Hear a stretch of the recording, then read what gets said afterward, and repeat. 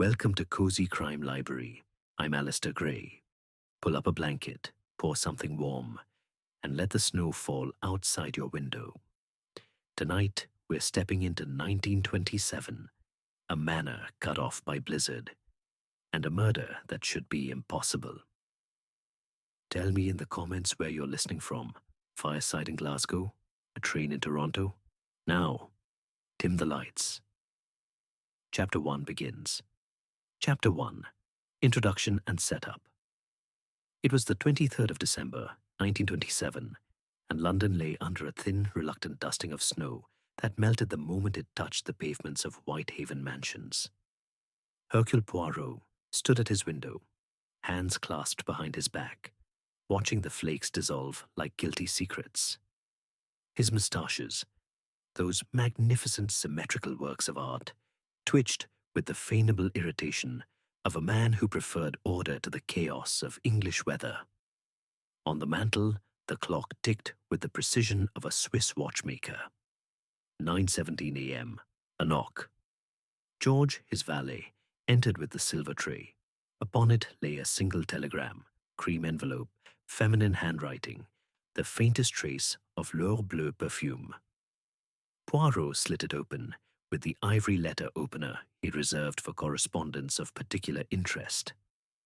The paper trembled, not from Poirot's hand, but from the urgency pressed into every looping letter. "Mon cher Hastings," he called, voice crisp as frost. Captain Arthur Hastings, sprawled in the adjoining armchair, with the Times crossword half finished, looked up. "Another cry for help, old boy?"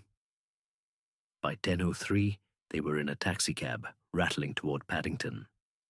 Poirot wore his heaviest ulster coat, the one with the astrakhan collar, and a muffler wound so tightly it threatened to strangle his dignity. The platform was a chaos of porters, steaming breath, and the shrill whistle of the 11:15 to Great Marston. Poirot paused beneath the departures board. "Observe, Hastings. The snow falls sideways. A bad omen." Hastings peered over his shoulder. "You think he's right to be afraid?" "Mon ami, when a man of Sir Reginald's position fears murder, it is because he has earned it. No station master, no lights, only a sleigh waiting, 2 chestnut horses stamping in the snow, their breath pluming like dragon smoke. The driver was a tall figure, muffled in a scarf that left only his eyes visible, pale, watchful. "Crimes," he rasped. "Manor sent me." He took the valises without ceremony. The sleigh bells jingled as they set off. The road, if it could be called that, was a white ribbon winding between skeletal oaks. Snow filled the runners with a soft, continuous hiss. Poirot leaned close to Hastings. "Note the driver's hands. Calloused. Not a servant's hands. A workman's. Curious." After 20 minutes, the manor appeared. Winterbrook rose from the snow like a dark thought. 3 stories of soot-blackened stone, Gothic arches, gargoyles wearing icicle beards. Every window glowed amber, as though the house itself burned with fever. The front doors, oak studded with iron, swung open before the sleigh stopped. A woman stood on the threshold. Lady Evelyn Ashford was 35, but the snowlight made her seem younger. Ash-blonde hair pinned in a loose chignon, eyes the color of winter skies just before dawn. She wore a gown of midnight velvet, high-necked, long-sleeved, the only color a single ruby brooch at her throat. "Monsieur Poirot," she said, voice trembling like the telegram. "You came." Poirot bowed. "Madame, your distress. She is palpable." Behind her, the hall yawned, marble chessboard floor, a staircase that curved like a question mark, portraits glaring down with centuries of disapproval, and the household, arranged in a semicircle as though posed for a photograph that would never be taken. And one more. A boy stood half hidden behind Evelyn's skirts, Master Timothy Ashford, 12 years old, pale as the snow outside, eyes too old for his face. He clutched a teddy bear whose left ear had been sewn back on crookedly. Sir Reginald stepped forward. His voice was clipped, colonial. Poirot, heard of you. Hope you're worth the fare. Poirot's smile was thin. Monsieur, I am always worth the fare. They were shown to their rooms, adjoining, on the second floor, windows overlooking the rear courtyard, where the snow had already erased all footprints. Poirot unpacked with ritualistic care. The silver-backed brushes aligned at precise angles, the bottle of eau de Portugal placed exactly 3.2 centimeters from the mirror. At 7:30, the gong sounded for dinner. The dining room was a cavern of mahogany and candlelight. A long table set for 8, crystal, silver, hothouse roses drooping in the heat. The venison was excellent. The conversation was not. Sir Reginald dominated, as was his right. To old friends, he toasted, raising his glass, and to secrets, staying buried. His gaze swept the table like a searchlight. Dr. Harrow's hand trembled as he reached for his wine. Clara's laugh was too bright. Captain Blaine stared at Evelyn with a hunger that had nothing to do with the food. Timothy picked at his plate, pushing peas into the shape of a tiny fortress. Poirot ate sparingly, observing. After the port, the ladies withdrew. The men repaired to the library. The library was a fortress within a fortress, walls of leather-bound books, a fire roaring in a grate large enough to roast an ox, windows bolted against the storm. Sir Reginald produced a key from his waistcoat pocket. Brass, heavy, unmistakable. He locked the door from within. Click. The sound echoed like a judge's gavel. Family matters, he said. No interruptions. Outside, in the corridor, Evelyn paced. Clara tried to calm her. Mrs. Danvers glided past with a tray of cocoa, her keys jingling. Dr. Harrow excused himself to his room. A headache. Captain Blaine stepped onto the terrace for a cigarette. The door left ajar, snow drifting. In Hastings lingered by the library door, ear pressed to the oak. Muffled voices, Sir Reginald's rising, then a thud. Chapter 2. The crime discovered. Evelyn Ashford's cry cut through the manor like a shard of ice. She beat on the library door with both fists, velvet sleeves riding up to reveal wrists bruised by fear. Reginald, open this door. Hastings, face flushed from the port, threw his shoulder against the oak. The door did not tremble. It was English oak, 2 inches thick, iron-banded, the lock a modern Yale, impregnable. Captain Blaine appeared, snow still clinging to his boots. Stand back. He kicked once, twice. The frame shuddered but held. Mrs. Danvers glided forward, keys jangling. That's the master's own lock, sir. Only one key. Her voice was flat, as though announcing the weather. Poirot's hand shot out. Attendees. We break the door, we break the crime. He knelt, eye to the keyhole. The key was in the lock, on the inside. Dr. Harrow stumbled down the stairs, spectacles askew, a half-empty bottle of laudanum in his fist. What the devil? Clara Vine clutched Evelyn, whose face had gone the color of candle wax. Timothy peered from the landing, teddy bear dangling by one arm. Poirot stood. Monsieur, we force the door, but gently. Blaine and Hastings together. 1, 2, crack. The lock splintered. The door swung inward on a breath of warm, copper-sweet air. Sir Reginald Ashford sat at his desk, as though merely napping, head bowed, arms folded, except for the blood. It had poured from a single, savage slash across his throat, ear to ear, deep enough to expose the white gleam of vertebra. The pool on the desk was already cooling, thick as treacle, dripping in slow plops onto the Persian rug. The fire crackled cheerfully.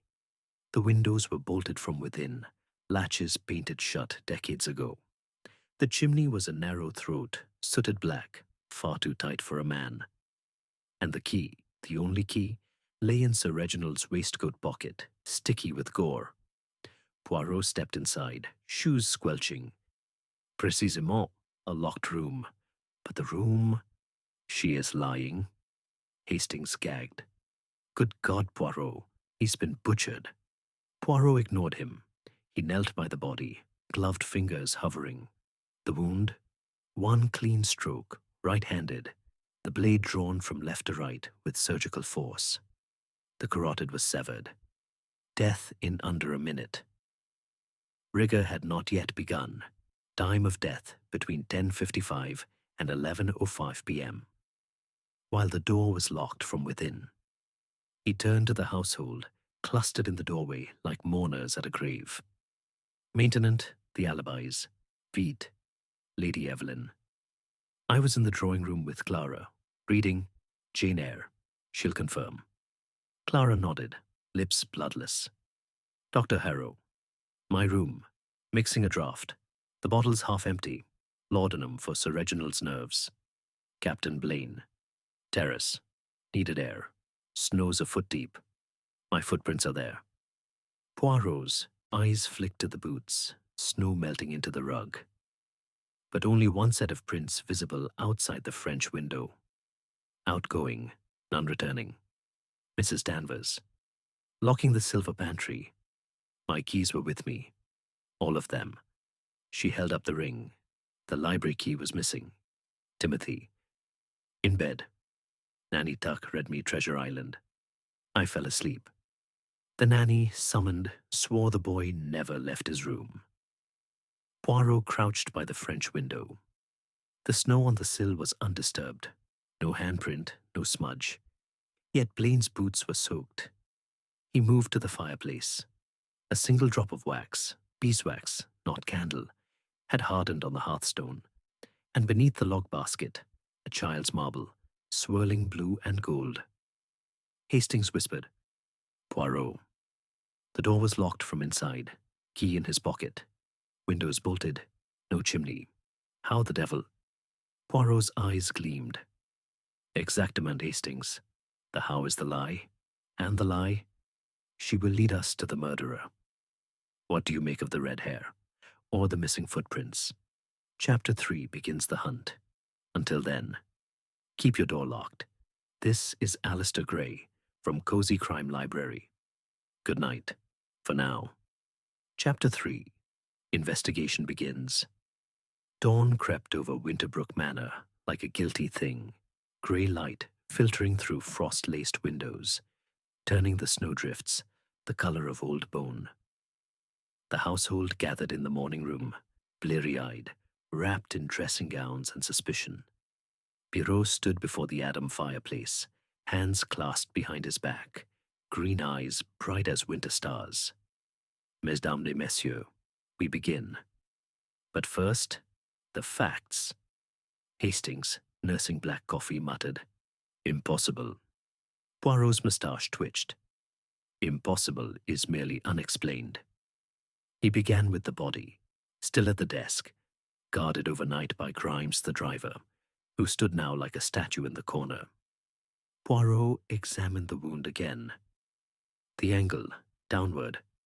The killer stood behind Sir Reginald, taller by perhaps 3 inches. Blade entered here.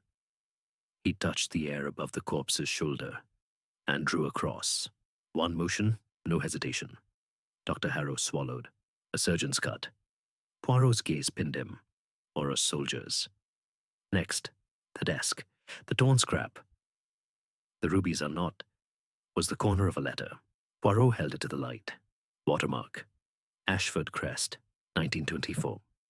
Sir Reginald was writing when he died, but to whom? The fountain pen, left-handed nib, bent as though forced. A plant, Poirot declared. Sir Reginald wrote with his right. See the callus on his middle finger. Someone wished us to think otherwise. The red hair, under the magnifying glass, roots showed mouse brown. Died. Miss Vine, your natural color. Clara flushed. I prefer red. Poirot moved to the French window. Blaine's footprints led away into the snow, deep and clear, but none returned. You left at 10:45, Mon Capitaine, yet you were back by 11:07. How? Blaine shrugged. Walked around the house. The terrace wraps. Poirot stepped outside. The snow on the sill remained pristine. No, you did not re-enter here. Back inside, he examined the bolt on the library door. New, brass gleaming, installed last month. Why a new lock on an old door? Timothy. Papa said the rubies were cursed, hidden in the house. He was going to find them. Tonight. The boy's voice cracked. Poirot returned to the library. The beeswax drop. He scraped it with a fingernail. Soft, fragrant. From a toy, perhaps. Or a candle not of this house. The marble, blue swirls, a cat's eye. A child's, but whose? He traced the walls. Behind the globe baronet, a panel clicked. A narrow passage, dusty, cobwebbed, led down to the wine cellar. Ah, a secret way? But he measured the entrance. Too narrow for Dr. Harrow, or Captain Blaine. Hastings shivered. Then how? Poirot tapped the dumbwaiter shaft beside the fireplace. She is the key. The shaft was square, 2 feet wide, ropes frayed. It ran from kitchen to library. Big enough for a small person, or a package. He peered up. Soot, and something else. A single feather, black, iridescent. Mon Dieu. A raven? Outside the storm had eased, but the telephone lines were down. The bridge to the village. Gone, collapsed under ice. Poirot closed the panel. We are trapped, Hastings, with a murderer who knows every creak of this house. The dumbwaiter, or the passage, which hides the truth. Chapter 4 brings red herrings and deeper shadows. Until then, watch the walls. This is Alistair Gray from Cozy Crime Library. Chapter 4 Clues and Red Herrings. The second morning broke colder than the first. Hoar frost spider-webbed every pane. The thermometer outside the gunroom read -12. Poirot refused breakfast. Le cerveau functions best on an empty stomach, he declared, and descended to the kitchen.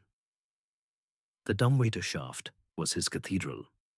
He lowered himself on a bosun's chair, borrowed from the stables, lantern swinging. The ropes groaned. Soot rained like black snow. Halfway down he stopped. A smear of blood, fresh, on the wooden runner. Not Sir Reginald's. This was higher, arterial spray, still tacky. And caught in a splinter. Another raven feather, longer, tipped with crimson. Poirot pocketed it. Tiens, the bird returns. In the kitchen, Mrs. Danvers was polishing silver with the fury of a woman exorcising demons. The raven, Corvus. He is the master's pet? She snorted. Jackdaw, more like. Sir Reginald trained it years ago. Nasty thing. Steals anything shiny. Where does it roost? Attic. West wing. Doors bolted. Poirot climbed the back stairs. The attic smelled of guano and old grief. A cage the size of a dog kennel stood open. Inside, a silver thimble, a cufflink, and glinting like a drop of blood, a tiny ruby earring. Hastings whistled. Part of the parure, peut-être. But why bring it here? Downstairs, the search widened. Red herring, number 1, the scalpel. Dr. Harrow's medical bag lay open in the billiard room, his scalpel missing. Poirot found it wedged behind the cushion of the chaise, blade crusted with what looked like blood. Harrow blanched. I used it to trim a corn. The crust flaked, venison fat. Poirot's eyes twinkled.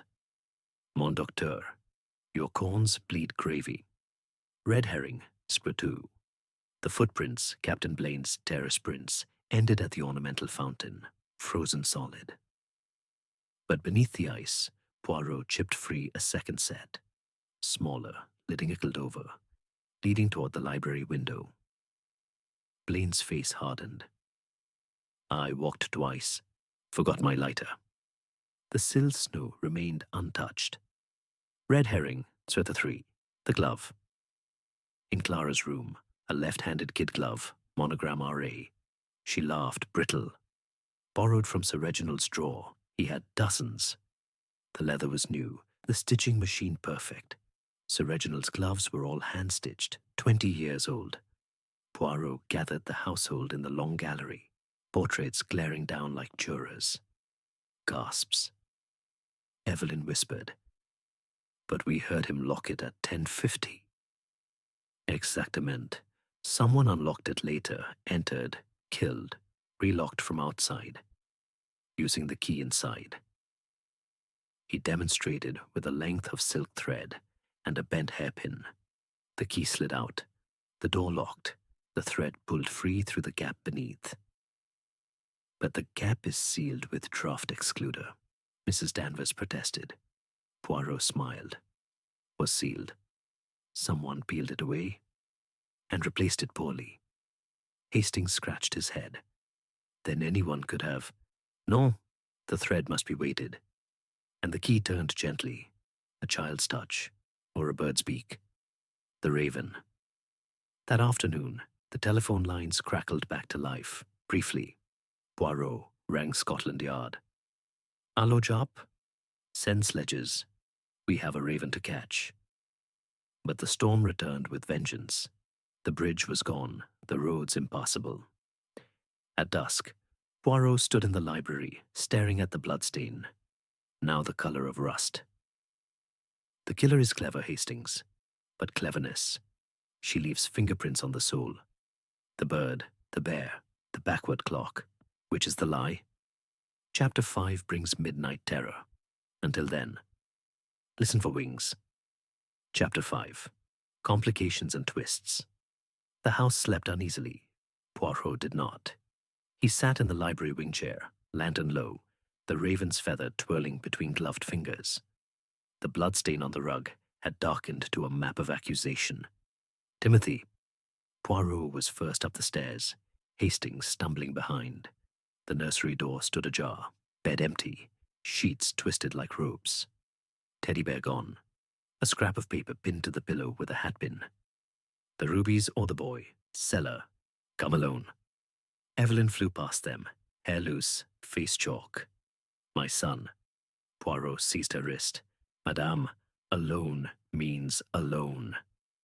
He descended the main stairs 3 at a time, lanterns swinging wild arcs. The cellar door, oak iron-bound, was locked. Mrs. Danvers appeared, keys trembling. This one's new. Sir Reginald changed it last week? The third key turned. Click. Stone steps spiraled down into blackness. The air was thick with wine, damp, and something metallic. Fear. At the bottom, a single candle guttered on a crate. Timothy sat bound to a chair, mouth gagged with his own scarf, eyes huge above it. The teddy bear lay at his feet, one eye missing, stuffing leaking beeswax. No one else. Poirot knelt, cut the ropes with his pocket knife. Petit, who brought you? Timothy's voice cracked. A shadow. Said Papa's ghost wanted the rubies. Hastings scanned the racks. Hundreds of bottles, dust like grey velvet. No footprints but ours. Poirot's lantern swept the floor.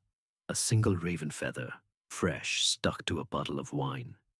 Upstairs, the household assembled in the hall. Dressing gowns, candle stubs, faces lit from below like gargoyles. Poirot's voice cut the panic. The note, who wrote it? He held it to the light, ink still wet. The hand, Sir Reginald's. Gasps. Dr. Harrow whispered. Impossible. Poirot turned the paper. On the reverse, faint indentations from the desk blotter. He held it to a lamp. The rubies are not in the house. They are with D. Burnthis. Timothy's eyes filled. Papa wrote that yesterday. I saw him.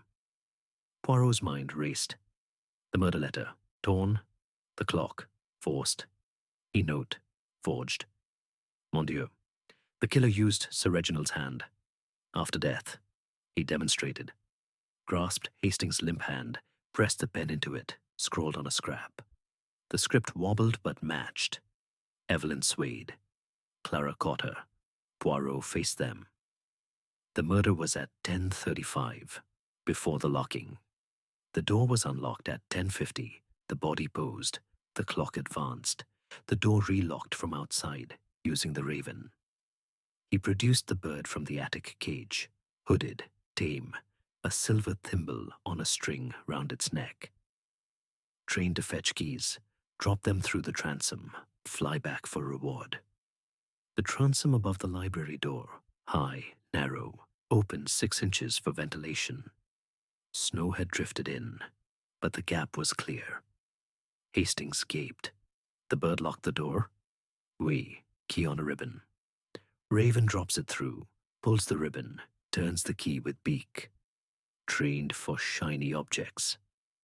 Proof, the feather in the lock. The thimble, Sir Reginald's from his desk. But the twist deepened. Poirot opened the teddy bear. Inside the stuffing, a velvet pouch. He dipped it. Rubies, blood red, flawless, spilled like coagulated drops. The missing parure. Timothy whispered. Papa hid them there. Said only I would know. Evelyn stared. Then why the ransom? Poirot's eyes narrowed. To flush the killer.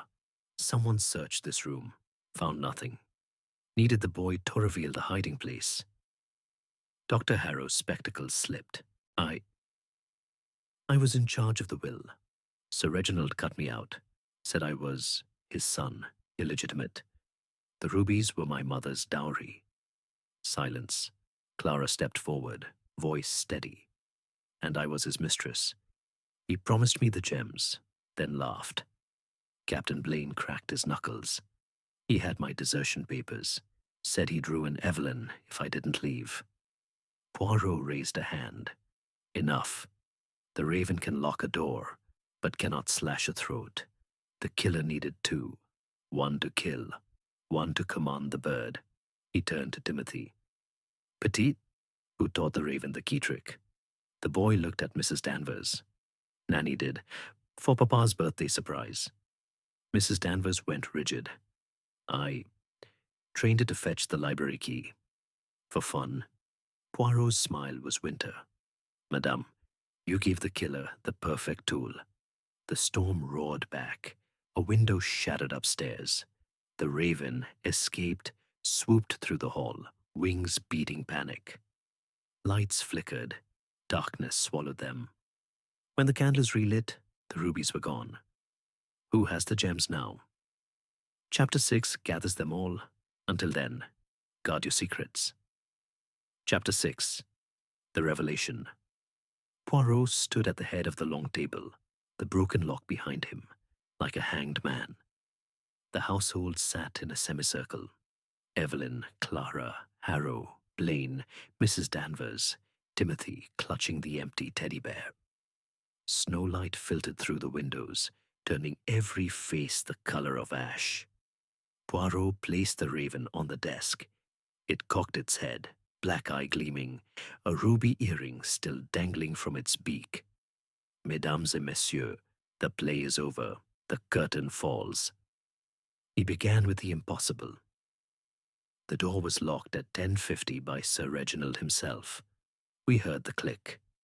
Yet the murder occurred at 10:35, before the locking. The clock was advanced 20 minutes to create the illusion of a locked room miracle. He held up the mantel clock, hands now frozen at 11:05. The mechanism was forced with a hairpin. See the scratch on the dial. Hastings murmured. Then the killer was inside with him? Non. The killer was outside. Sir Reginald locked the door, but left the transom open. The raven, trained by Mrs. Danvers, flew in at 10:33 with the key on a ribbon. It dropped the key inside, turned it with its beak, locked the door, then flew out. Sir Reginald, distracted by his letter, never noticed. Proof, the feather in the transom hinge, the ribbon, scarlet silk, snagged on a nail in the attic. But the slash, Clara whispered. Poirot turned to the dumbwaiter. He pulled the rope. The platform rose, empty. Then he pressed a hidden catch. A false bottom flipped. Beneath, a bloodied letter opener, Sir Reginald's own right-handed. The killer entered at 10:30 via the secret panel, drugged Sir Reginald with laudanum in his port, Dr. Harrow's bottle, half empty, then slashed the throat while he slumped forward. Posed the body, advanced the clock, left via the panel, and sent the raven to lock the door from inside. Dr. Harrow's spectacles slid down his nose. I only supplied the draft. Poirot's gaze shifted to Clara. Mademoiselle, you were the blade. Dr. Harrow the poison. Together, lovers betrayed. Clara laughed, sharp, broken. He promised me the rubies, said he'd leave Evelyn, then laughed when I believed him. Harrow nodded, defeated. He was my father. Cut me from the will. The rubies were my birthright. Poirot opened the teddy bear. The pouch was empty. You searched Timothy's room, found nothing, kidnapped the boy to force the location. But the raven, your tool, betrayed you. It stole one earring during the struggle in the cellar, flew here, dropped it in the dumbwaiter shaft. He tipped the shaft. The earring clinked onto the desk. Ruby fire. Timothy spoke, voice small. Papa said the bear was safest. I sewed the pouch myself, but Nanny helped with the wax. Mrs. Danvers bowed her head. I trained the bird for harmless tricks. Never thought. Poirot's voice softened. Madame, you gave them the key to murder. Captain Blaine cracked his knuckles. And the footprints? The glove? Lures, red herrings. The glove, planted by Clara from Sir Reginald's drawer. The footprints. Blaine walked around the house, re-entered via the scullery. The scalpel, venison blood, staged by Harrow to implicate himself and deflect. Evelyn stood, trembling. The will? Poirot produced the torn letter, reconstructed with tape. The rubies are not in the house. They are with T-Burn this. Sir Reginald planned to destroy the gems, prevent his bastard son from claiming them. You, madame, inherit everything if you never remarry. Timothy at 21, Harrow and Clara. Nothing. Clara lunged for the letter opener. Blaine caught her wrist. She spat. He deserved it. Harrow wept silently. Poirot turned to Timothy. Petit, the rubies, where are they now? The boy opened his hand. The pouch sewn into his sleeve. He had bombed it during the cellar chaos. Papa said, keep them close till Monsieur Poirot came. Poirot smiled, genuine warm. Bien joué. He faced the room. The raven locked the door. The bear hid the treasure. The clock lied. And the little grey cells. They never do. Justice is coming on sledges. Chapter 7 brings the dawn. Until then, the manor sleeps. Chapter 7. Justice served. 2 days later, the storm broke like a fever. The sky cleared to a hard porcelain blue. Icicles dripped from the gargoyles in steady rhythmic tears. At 9:17 a.m., the sledges arrived. 3 of them, bells jingling, runners hissing over the frozen river. Inspector Japp stepped down first, scarf iced to his moustache, eyes sharp as hailstones. Poirot, you old fox, thought the snow had swallowed you. Poirot bowed. Mon ami. Even blizzards bowed to the little grey cells. The prisoners were brought to the hall. Clara Vine, hair uncurled, lipstick chewed away, walked with wrists cuffed, chin high. Dr. Felix Harrow followed, spectacles fogged, shoulders folded inward like a broken umbrella. Japp read the charges. Clara laughed once, short, bitter. He promised me Paris. Gave me a grave. Harrow said nothing. Timothy stood on the bottom stair, small hand in Evelyn's. He held out the velvet pouch. For the police, monsieur. Poirot took it, weighed the rubies in his palm, heavy as gilt. Merci, petit. Your father would be proud. Evelyn knelt, pressed the boy to her. No more secrets. She turned to Mrs. Danvers. Burn the dossiers, all of them. The housekeeper nodded, eyes wet for the first time in 30 years. The raven, hooded, sullen, was created for the RSPCA. A clever bird, Poirot murmured, but cleverness without conscience. Dangereux. Captain Blaine saluted as the sledges departed. Dead spade, Poirot. I'll take Evelyn and the boy to Kenya. Fresh start. Poirot's eyes twinkled. Captain, ensure the fresh start includes no ravens. The manor emptied. Fires were banked. Shutters closed. Winterbrook slept under its white shroud, waiting for spring. On the train back to London, Poirot and Hastings shared a first-class compartment. Outside, the countryside steamed in weak sunlight. Poirot sipped his chocolate chaude, moustaches pristine. Voila, Hastings. Another knot untied. Hastings buttered a scone. The bird, though, never would have thought. Ah, may the English, they underestimate animals. A raven remembers faces, holds grudges, like people, only more honest. He opened his notebook, wrote in neat script, case closed. Motive, greed masked as love. Method, dumbwaiter, raven, clock. Moral, even a locked room has wings. Hastings peered out. London's smokestacks rose on the horizon. Back to Whitehaven Mansions. Hot bath. Civilization. Poirot smiled. Oui, but first, a small celebration. He produced a tiny box from his waistcoat. Inside, a single ruby earring, the mate to the raven's prize. Timothy insisted. For saving us, monsieur.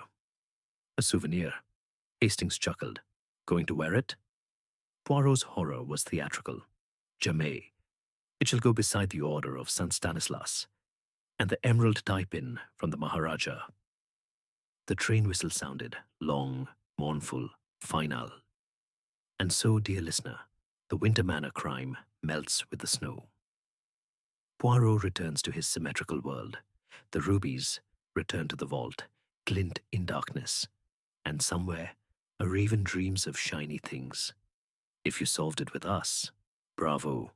If not, there's always the next storm. Like, subscribe, ring the bell for more cozy crimes. Next week, Death on the Blue Train. Tell me in the comments, where are you listening from tonight? This is Alistair Gray, signing off from Cozy Crime Library. The fire is low. The story is done. Chapter 8. The Echo in the Walls. 3 weeks. Later, a second telegram reached Whitehaven Mansions. Same cream envelope, same trembling hand. L'heure bleue, stronger now, laced with desperation. Return at once. Winterbrook. Something left behind. E. Ashford. Poirot folded it into eighths, moustaches bristling. Hastings. Pack the valises. The Manor. She is not finished with us. The train north was almost empty. January's bite kept travelers at home. Great Marsden Halt had been repaired. A porter stamped his feet against the cold. No sleigh this time. A motor car, black Daimler, Evelyn at the wheel, waited in a swirl of exhaust. She looked older, cheeks hollow, eyes ringed violet. I couldn't write it, she said. Too wrong. Winterbrook stood shuttered, windows blind. Inside, the air was stale. Fires long dead, dust sheets over the furniture like burial shrouds. Evelyn led them to the library. The bloodstain had been scrubbed, but the ghost remained, a darker patch on the rug. On the desk, a gramophone record in a plain sleeve, no label. Found it in the dumbwaiter shaft, she whispered. Wrapped in oilskin. Timothy heard. Scratching at night. Thought it was mice. Poirot lifted the needle. Scratch. Hiss. Sir Reginald's voice, crisp, colonial, alive.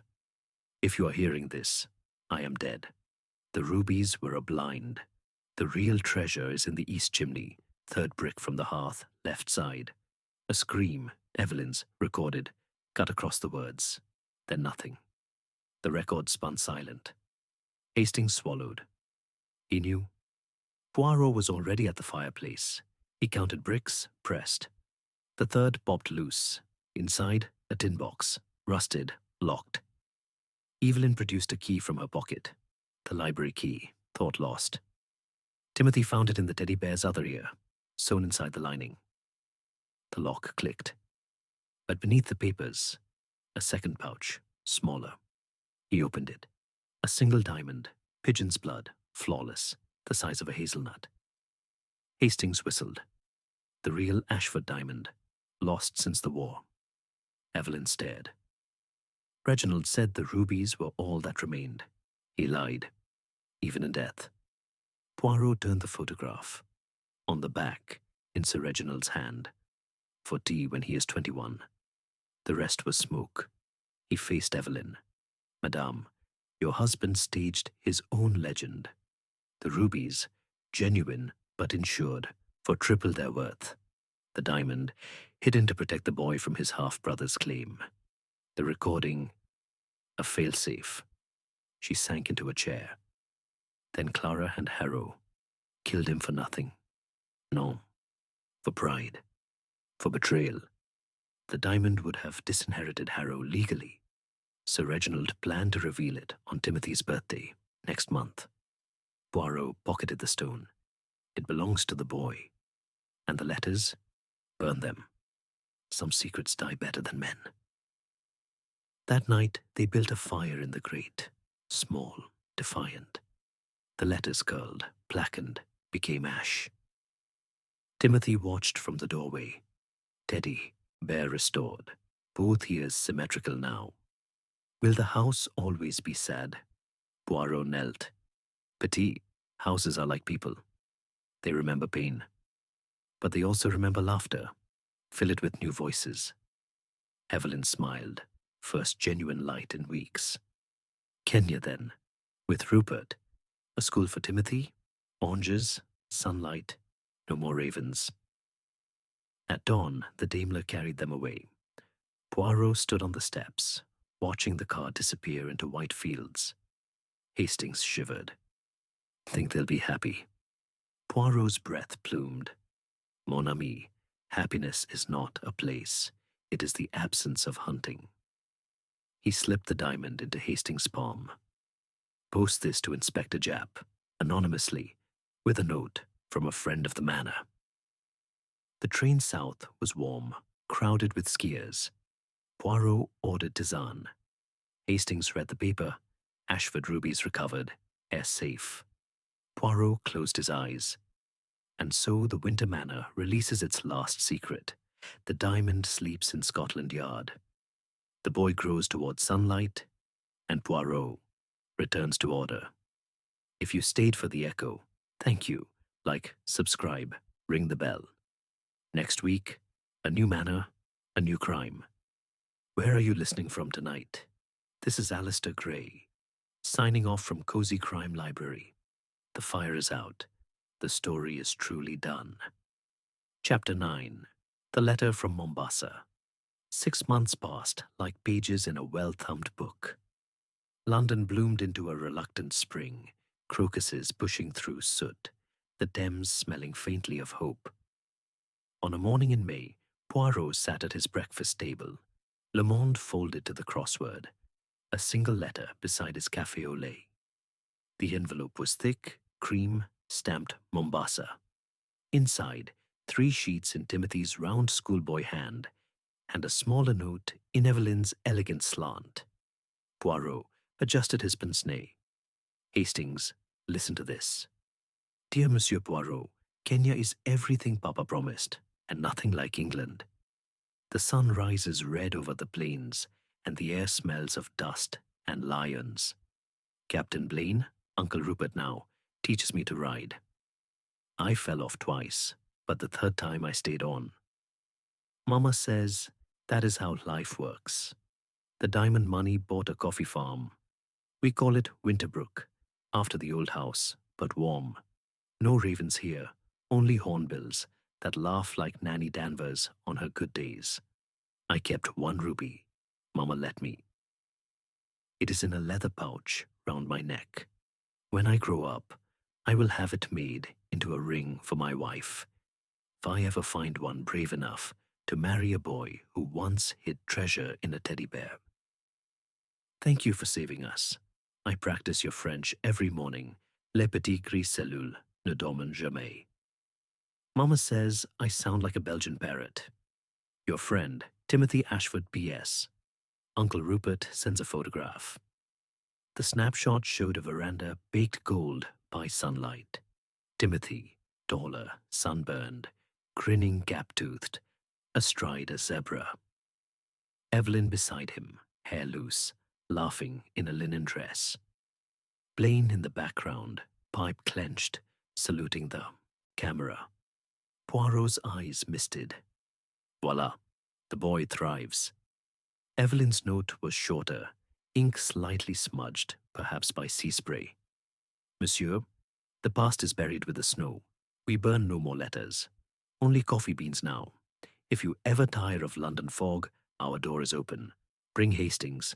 He can learn to milk a cow. With gratitude, Evelyn Blaine. Hastings blushed. Me? Milk a cow. Poirot chuckled. Mon ami, even cows appreciate order. You would line them up alphabetically. That afternoon, Poirot visited Scotland Yard. Inspector Japp met him in the corridor, rubbing his hands. The Ashford diamond. Sold at auction yesterday. Anonymous vendor. Proceeds to a trust for the boy. Neatly done, Poirot. Poirot merely twinkled. Back at Whitehaven Mansions, he opened his curio cabinet. Beside the emerald tie-pin and the Order of St. Stanislas lay the ruby earring, the Raven's prize. He added the Mombasa letter, pressed flat beneath glass. Les souvenirs, he murmured. They are the only locked rooms we choose to enter. Summer arrived. London sweltered. Poirot took the Simplon Orient Express to Venice. For the air, he claimed. Hastings stayed behind to water the geraniums. In a quiet cafe overlooking the lagoon, Poirot wrote a postcard. Master Timothy, the hornbills are correct. Laughter is the best medicine. Practice your French on the zebras. They are excellent listeners. One day, when you are 21, come to London. We will drink chocolate and solve a small mystery together. A bientôt, Och Poirot. He addressed it, added a Belgian stamp, and dropped it into the brass box. Years slipped by. The Manor in Yorkshire was sold to a girls' school.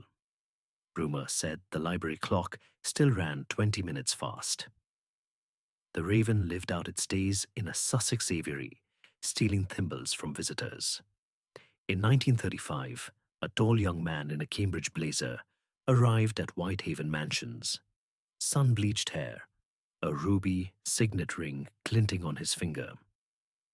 Monsieur Poirot? Timothy Ashford. I believe you promised me a mystery.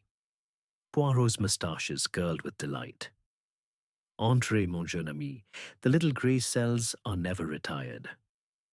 They took tea on the balcony.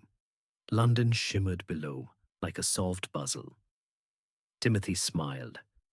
Mamma sends her love. The farm is thriving. Uncle Rupert says to tell you the cows still refuse to line up alphabetically. Poirot laughed, a rare, full sound. Parfait. Some chaos is necessary. Now, tell me, what mystery brings you across the world? Timothy reached into his pocket. A small envelope, cream, familiar perfume. This arrived last week, from Winterbrook. The new headmistress found it bricked up behind the east chimney, addressed to you. Poirot slit it open. Sir Reginald's hand, shaky, hurried. If Timothy reads this, I failed. The diamond was never the treasure. The real one is in the boy. Guard him well. Poirot folded the letter, eyes soft. Mission accompli. And so, the final echo fades. The manor is classrooms now. The raven is legend. The boy is a man. And somewhere, a ruby warms against a heart that learned to trust again. Thank you for walking these snowy corridors with us. Like, subscribe, ring the bell. Our next journey begins in Cairo. Death on the Nile awaits. Where are you listening from tonight? This is Alistair Gray, signing off from Cozy Crime Library. The fire is embers. The story is complete. Chapter 10. The Nile Inheritance. The Karnak glided down the Nile like a white swan, paddle wheels churning liquid gold. Hercule Poirot stood on the upper deck, Panama hat tilted against the sun, sipping citron pressé. 10 years had passed since Winterbrook. His moustaches were still magnificent, though touched with silver. A young man approached, tall, sun-browned, ruby signet flashing. Monsieur Poirot, Timothy Ashford. You said to come when I was 21. Poirot's eyes crinkled. Mon jeune ami, you are punctual. And the mystery? Timothy produced a leather pouch. The pouch. Inside, not rubies, but a single papyrus fragment, edges charred. Found it sewn into Papa's old campaign trunk. Mama thought it junk. I didn't. Poirot unfolded it beneath the awning. Faded hieroglyphs, a crude map, one Greek word, aletheia, truth. Sir Reginald served in Egypt, 1916. This is a rubbing from a tomb near Luxor. He always said the real treasure was what the desert keeps. Poirot's little grey cells sparked. Tiens, the Winterbrook diamond was insurance. This is legacy. That night, over poulet chasseur in the dining saloon, Timothy told the story. Papa excavated with Carter before Tutankhamun.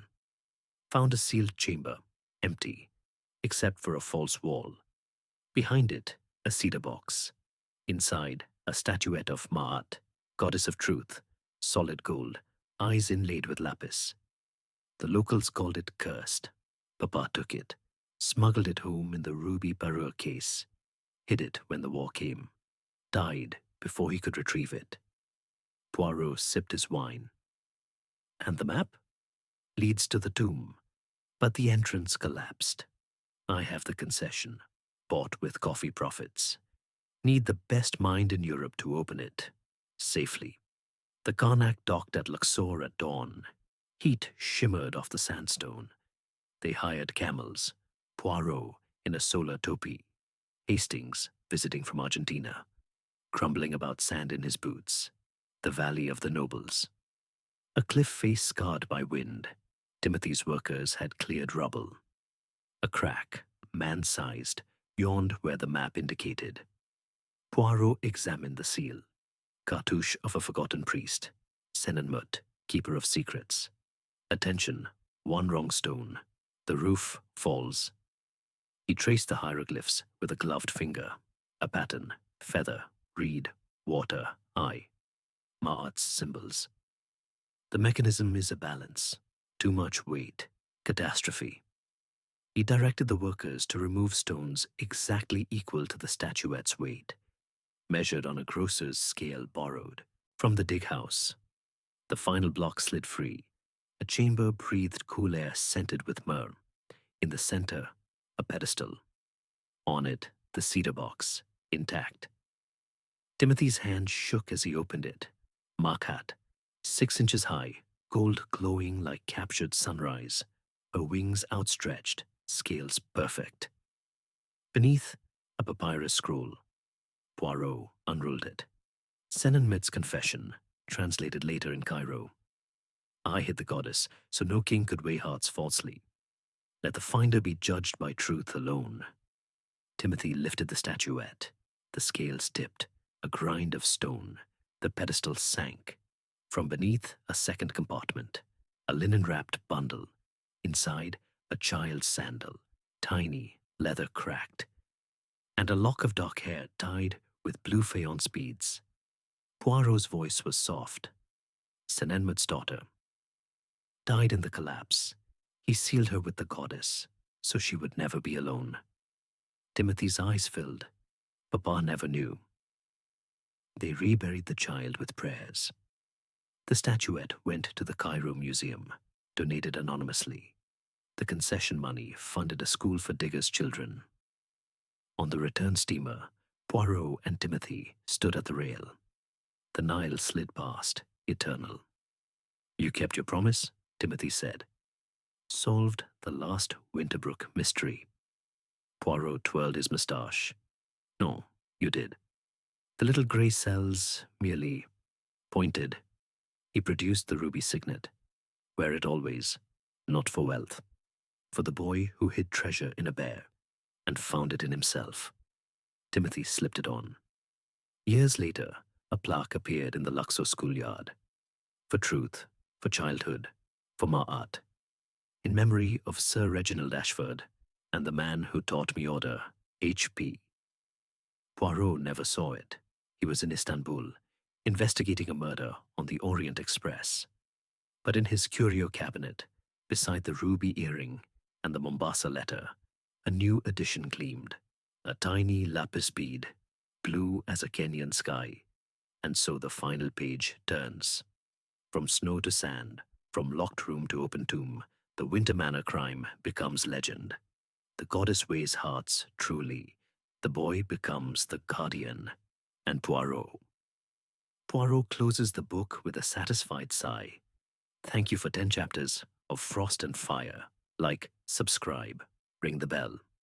Our next tale begins in Baghdad, murder in Mesopotamia. Where are you listening from tonight?